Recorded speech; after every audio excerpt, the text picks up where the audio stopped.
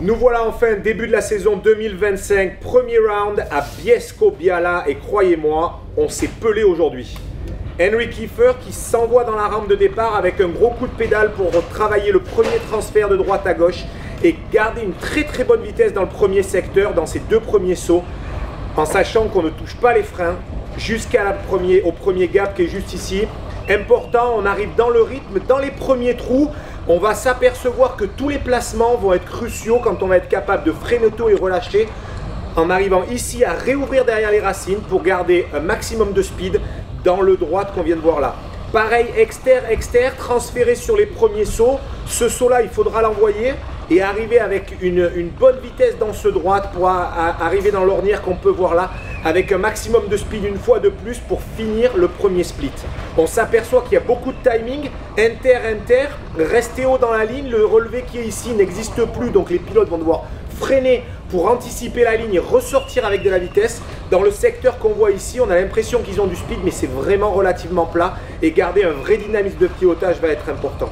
La double ligne ici, les options sont encore ouvertes. L'inter était beaucoup plus rapide ce matin. On va voir si là, dans ce secteur-là, on va arriver à garder de la vitesse en restant bas. Réouvrir assez haut là pour arriver à monter à droite dans le talus. Et enfin, replonger dans l'ornière intérieure en relâchant les freins assez tôt et optimisant la vitesse qui va nous permettre de rentrer dans le bois.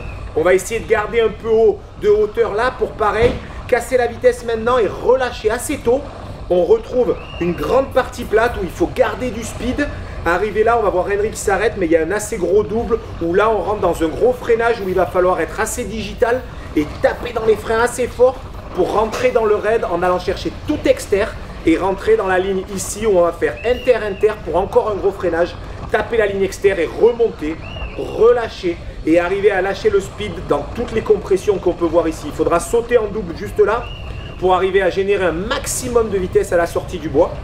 On retrouve un freinage dégressif où là on va taper fort dans les freins une fois de plus, aller chercher l'exter, relâcher assez tôt une fois de plus là pour arriver à pomper et à rentrer dans la partie rapide au ras des arbres où là c'est full gas. On va aller chercher les passerelles, c'est tout à plat et il faut optimiser la vitesse pour rentrer dans le pré, rester un peu bas, recouper un peu de hauteur, on va chercher à se laisser déborder à droite, rentrer dans la partie en single. Et quand on arrive là sur la nouvelle passerelle, aller prendre un peu de hauteur pour pouvoir réaccélérer assez tôt. On se retrouve dans une partie qui est maintenant assez BMX. Il va falloir être très dynamique. La lucidité des pilotes va être, je dirais, un point crucial, surtout en rentrant dans le dernier bois. Donc ils vont tout donner. Ici, respirer, rester posé, garder un maximum de speed, probablement en position aéro. Rentrer dans le bois assez court en se positionnant à droite et en rentrant au ras du matelas.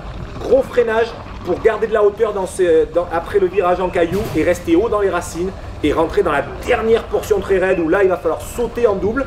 Henry ne le fait pas mais il faudra le faire à la course. Retrouver de la hauteur avant le gauche pour lâcher les freins du maximum. On ne peut pas pédaler donc c'est tout le gauche qui va générer toute la vitesse jusqu'à la ligne d'arrivée et sortir un bon run.